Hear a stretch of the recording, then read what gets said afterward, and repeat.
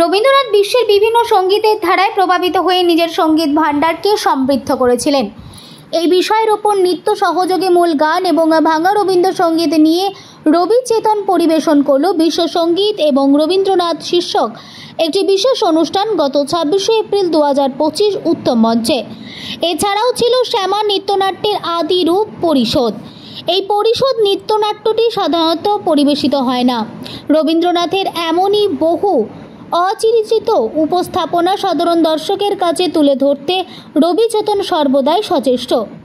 গত বছরের 20 নভেম্বর মায়া সেনের জন্মদিন উপলক্ষে রবি চেতন পরিবেশন করেছিলেন পূর্ণাঙ্গ গীতিনাট্য মায়ার খেলা। সঙ্গীত এবং নৃত্যের এই জমজমাট অনুষ্ঠান দুটিতে অংশগ্রহণ করলেন রবি চেতন পরিবেশের দেশ বিদেশের সদস্যরা।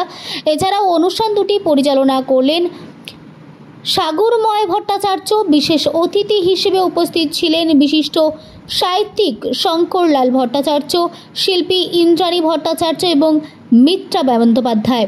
সঞ্চালনায় ছিলেন Sudipta Mukhopadhyay. Bureau report, news in Bangla.